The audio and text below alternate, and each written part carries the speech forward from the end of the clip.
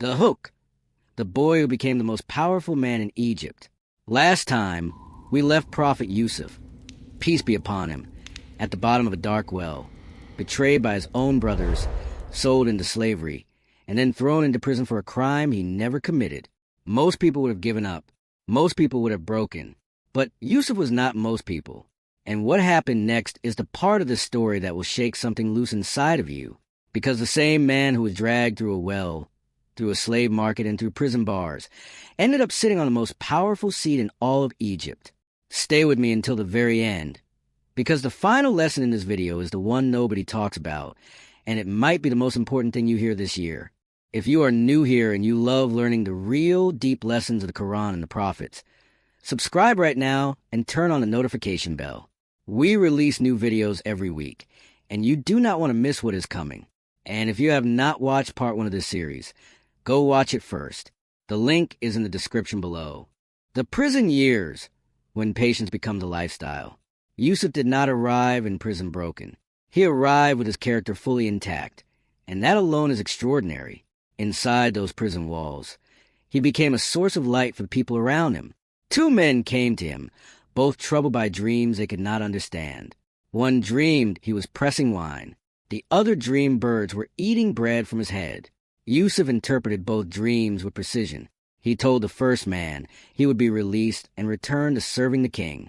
He told the second man he would be executed. Both came true exactly as Yusuf said. Before the first man left, Yusuf made one request. Mention me to the king. That man walked out of prison, returned to the palace, and forgot Yusuf completely. And so, Yusuf remained behind bars for several more years. Not because Allah forgot him, but because the timing was not yet right.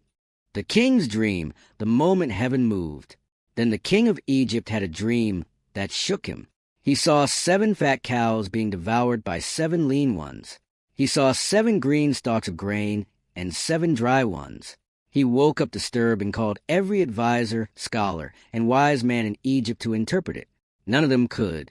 That is when the man who had been released from prison finally remembered the young man who had interpreted his dream years before. He rushed back to Yusuf in prison.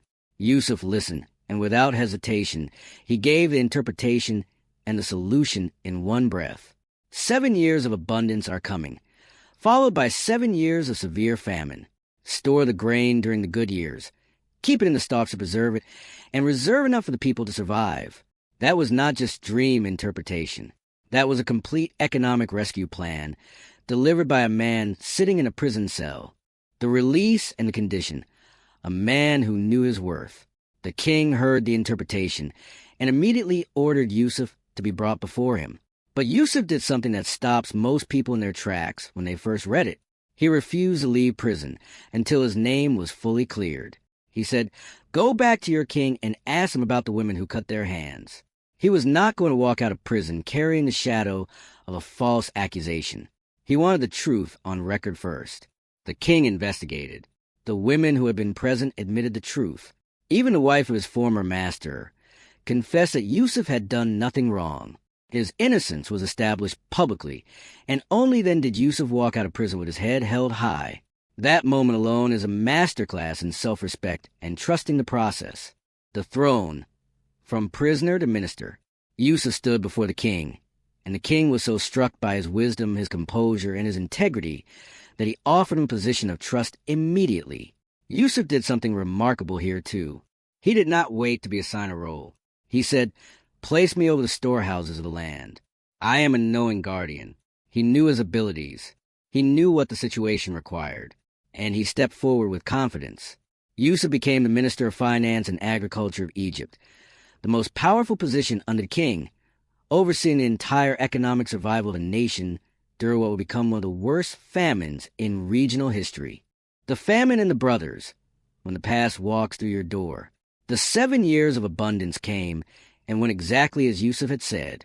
Then the famine arrived, and it spread far beyond Egypt, reaching the lands of Canaan where Yusuf's family still lived. His father, Yaqub, now old and still grieving the loss of his son, sent his older sons to Egypt to purchase grain.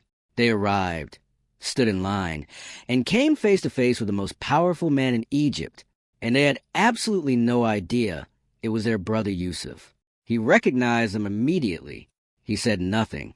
He gave them their grain, had their payment secretly returned in their bags, and asked them to return with their youngest brother Benjamin.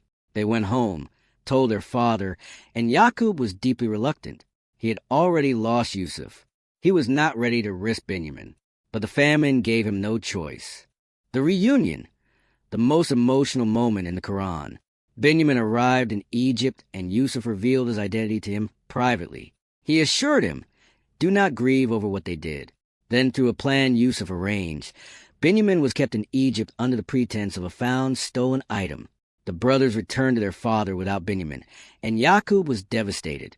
He said, "I complain of my suffering and grief only to Allah." He never stopped believing. He told his sons to go back and search for both Yusuf and Benjamin, and not to lose hope in the mercy of Allah. When the brothers returned to Egypt a third time, broken and desperate, Yusuf could no longer hold back. He revealed himself. He said, "I am Yusuf, and this is my brother. Allah has been gracious to us." He did not say, "Look what you did to me." He said, "Allah has been gracious to us." The lesson you cannot afford to omit.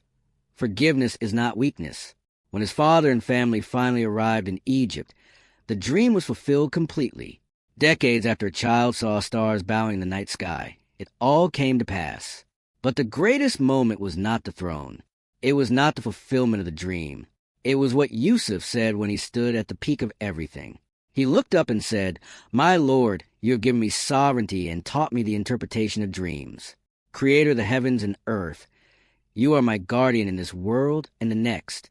Cause me to die a Muslim, and join me with the righteous." At the top of everything, his first thought was gratitude, and his last request was a good ending. That is who Yusuf was. That is the standard. Share this with someone who needs it today. If this series has added something to your life, share this video with one person right now. Someone in your contact list is going through a well moment, and they need to hear this story. Leave a comment below and tell me what part of Yusuf's journey hit you hardest. Subscribe if you have not yet, and may Allah grant every single one us a Yusuf ending after every well season we face. Assalamu alaikum.